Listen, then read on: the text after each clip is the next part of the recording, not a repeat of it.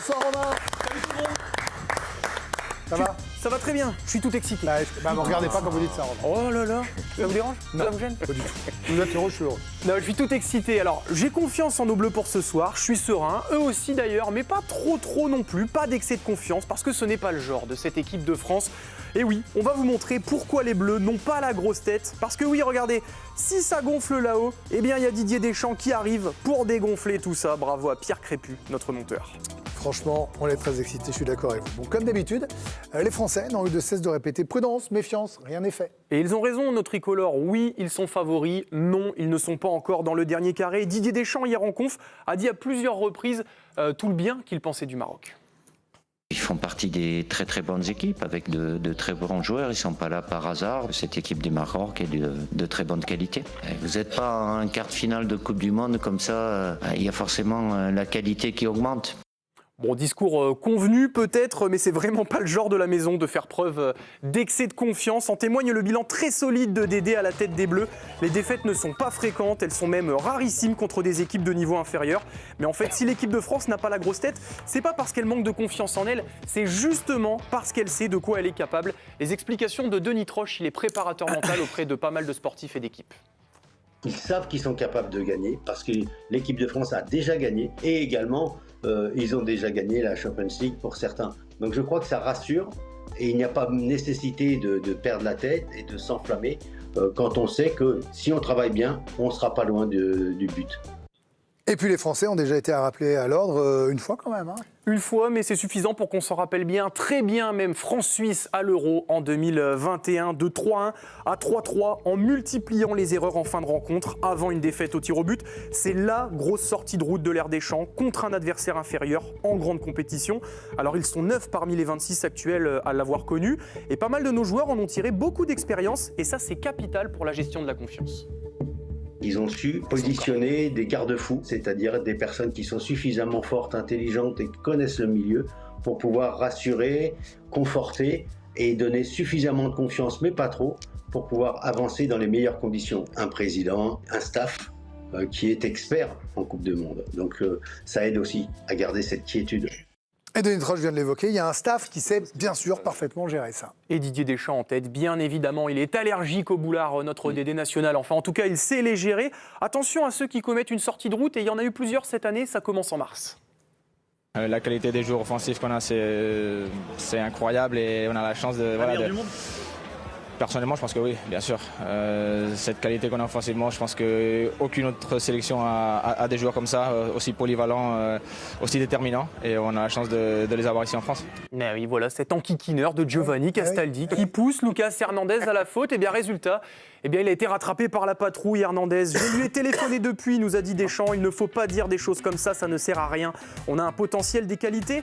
Le bémol est que l'on a des joueurs talentueux, certes, mais jeunes. Certains disputeront leur premier grand tournoi international. Certains, comme Ryan Cherki par exemple. Lui, il a dit juste avant la Coupe du Monde, on n'ira pas à la Coupe du Monde en tant que favori, mais pour écraser tout le monde. Et bien lui aussi, il a été rattrapé par la patrouille, mais d'une autre façon. Didier Deschamps a noyé le poisson, genre, c'est pas tout à fait ça qu'il a dit. Pourquoi il a dit ça? C'est dans le sens, c'est pas parce qu'on lui a posé la question certainement si on était favori. Non, il répond non, on n'est pas favori, on va tout faire pour les écraser. Mais c'est dans un sens de motivation. Mais si c'est interprété dans le sens non, on n'est même pas favori, c'est que déjà on va tous les écraser. Voilà, il y a une lecture qui peut être différente. Bon, il ne m'a pas convaincu. Sur... Alors, est-ce que la leçon a été comprise? Eh bien, je vous laisse en juger par vous-même, que ce soit sur le sujet du Maroc ou de façon générale. C'est une équipe qu'on respecte. C'est une équipe qu'il faudra vraiment prendre au sérieux, comme on sait que ce sera un match vraiment difficile. C'est les 6e mondiaux. Et ce qu'ils font en ce moment, c'est très fort. Il faut respecter toutes les équipes et il faut être humble et continuer le travail qu'on est en train de faire. C'est vrai qu'on n'est pas la seule super équipe dans cette compétition, il y en a plein. Mais voilà, il n'y a plus rien qui dépasse. Les soldats sont au garde à vous. Alors, on peut le regretter, on peut dire que c'est lisse, mais ça évite pas mal de problèmes. On avance dans la sérénité. Maintenant, il faut aussi gérer les suiveurs comme nous et puis même 70 millions de Français enhardis par le début de compétition des Bleus. Et pourtant, là encore, le général avait ordonné repos à tout le monde.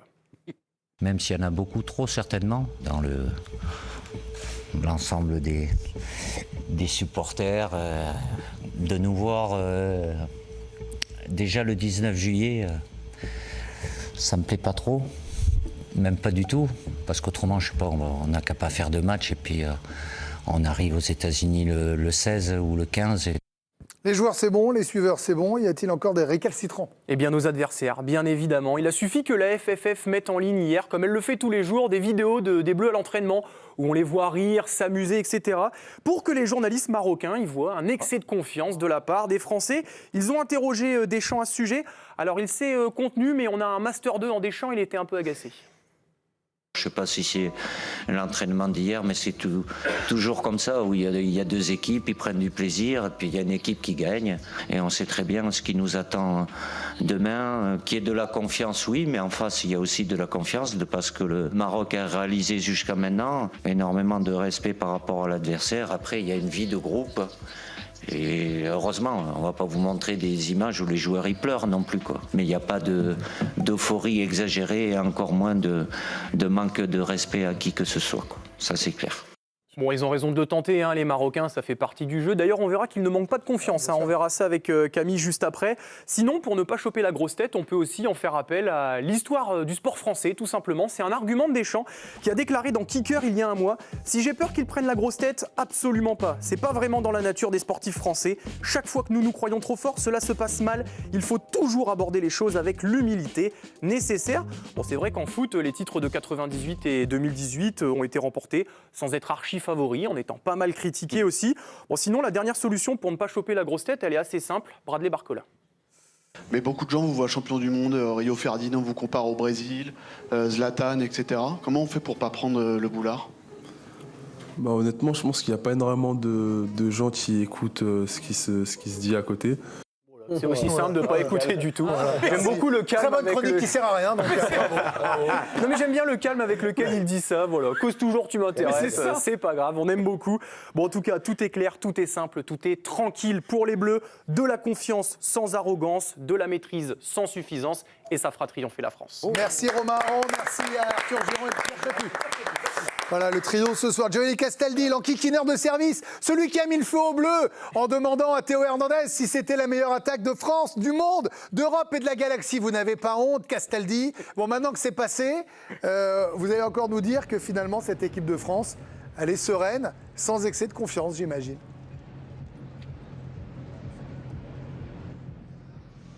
Oui, Greg, pour le coup, ils sont, je les trouve dans leur manière d'aborder cette grande compétition. Je ne sais pas si c'est le double sacre des Parisiens. Il y a quand même pas mal de joueurs du PSG dans cette équipe de France, un noyau important.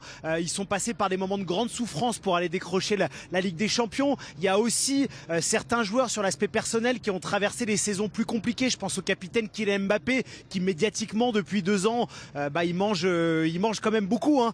Donc il y a ce côté, bon bah ça va être dur, gagner une Coupe du Monde c'est compliqué, on se concentre sur nous, et c'est vrai que la petite phrase de Bradley Barcola, le sonore qu'a diffusé Romain, peut paraître anodin, mais ils sont vraiment concentrés sur eux-mêmes, ils sont sûrs de leur force, et je le répète et je vais le marteler jusqu'à la fin de la Coupe du Monde qu'on espère le 20 juillet, en fait ils se parlent beaucoup, c'est-à-dire que ceux qui sont le plus difficiles, c'est les joueurs entre eux. Ils sont extrêmement critiques sur ce qu'ils font mal, ils se disent les choses, et je pense que c'est à ça qu'on juge le vrai état d'esprit d'un groupe.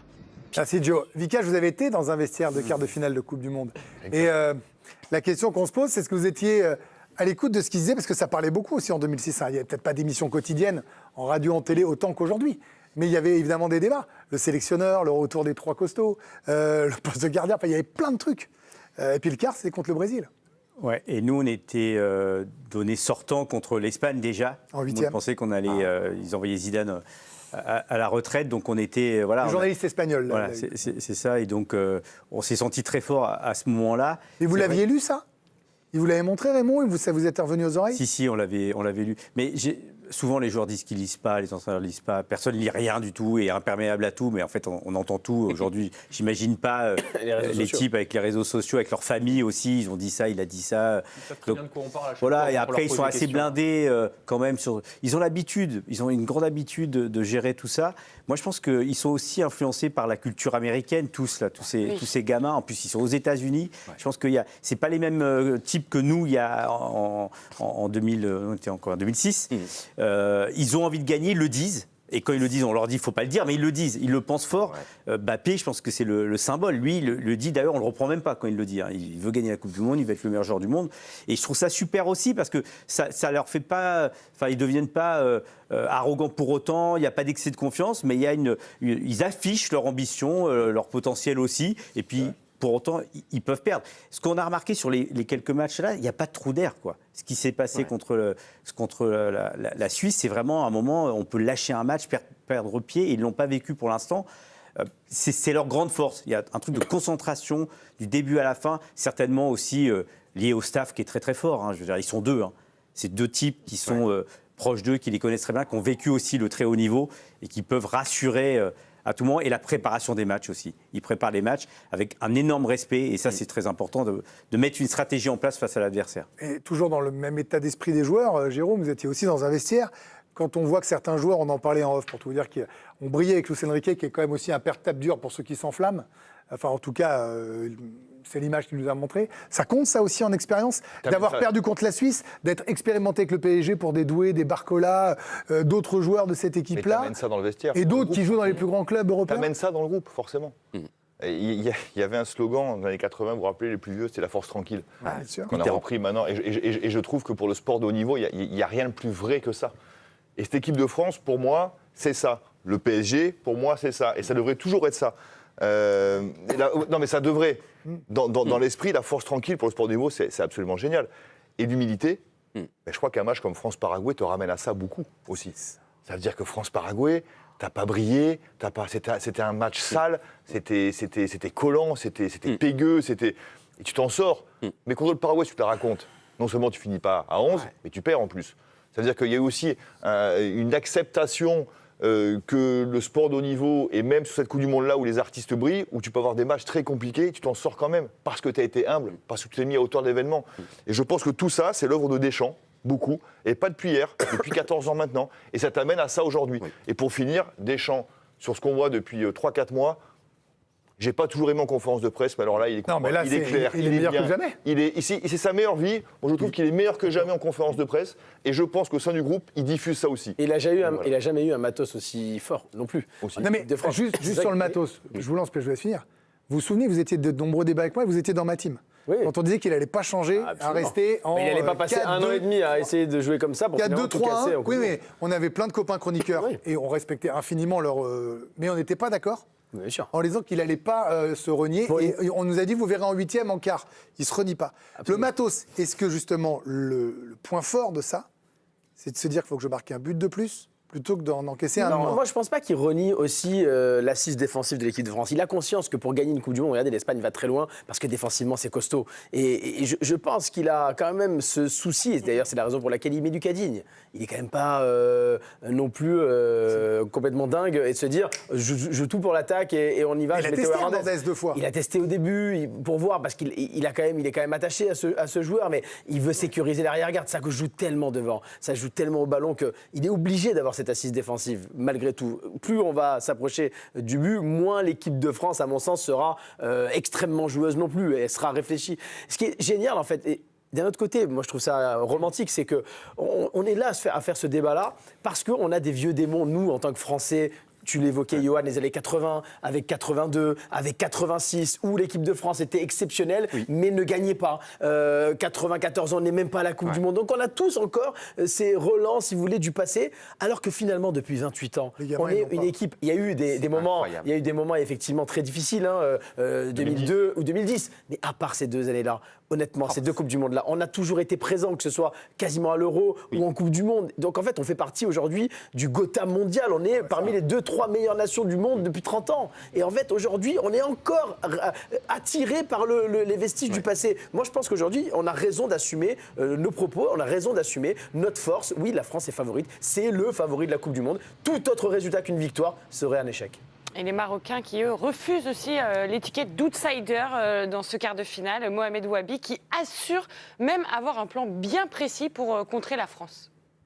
La clé, bien entendu, ça va être de leur faire mal quand on aura le ballon, bien entendu, surtout. Mais pour ça, c'est pas juste sur les côtés. Je pense que si on arrive Si on arrive à être patient avec le ballon, à trouver les failles quand il le faut, je pense que ce soit sur le côté ou dans l'axe, on peut faire du mal à n'importe quelle équipe. Et donc c'est l'objectif. Après, je ne vais pas rentrer trop dans les détails. Également montré très confiant sur la préparation de ce choc qui était assez facile pour le staff marocain. Je ne pense pas que ce soit juste une question d'expérience. On a vu aussi dans les autres matchs, il y a des équipes qui sont très expérimentées, qui sont déjà plus là. Nous, sincèrement, on est très serein par rapport au plan et par rapport à l'approche et par rapport à la manière dont on a préparé ce match, comme les autres matchs, sincèrement. J'ai peut-être eu un peu plus de crainte contre le Canada, pas par rapport à l'équipe qu'on allait affronter, par rapport à comment mes joueurs se sentaient, comment est-ce qu'ils allaient aborder ce match. Et là, je les sens bien concentrés et motivés. Une confiance assumée, mais qui ressemble aussi peut-être à une méthode Coué de la part du sélectionneur. On finit avec vous, Yohan Rioux. Finalement, tout ça est quand même assez passionnant parce que bien sûr que ça va jouer balle au pied.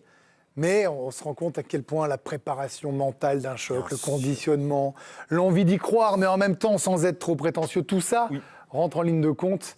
Et que j'ai l'impression qu'on a des gamins qui savent ce qu'ils font. Et oui, par exemple, quand il y a eu les propos de Cherki qui avaient tellement fait parler, déjà, moi, je suis pour la liberté d'expression et qu'un joueur de foot, pour une fois, ne dise pas seulement oui, on va voir le prochain match, qu'ils disent bah oui, ou après, je ne sais pas les mots exacts, mais on va pas les écraser. Moi, je n'avais pas trouvé ça honteux du tout.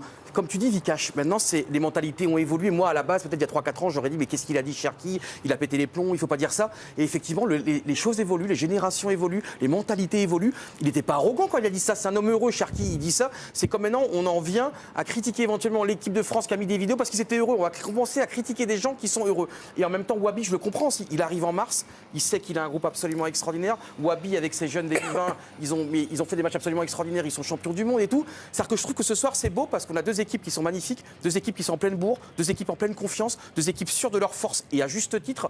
Et donc ce soir, c'est pour ça qu'il y a un moment donné, effectivement, ce qui pouvait paraître arrogant auparavant ne l'est plus aujourd'hui parce que aujourd'hui, tu t'affiches, tu dis comme tu dis, bah oui, bah on est favori du mondial.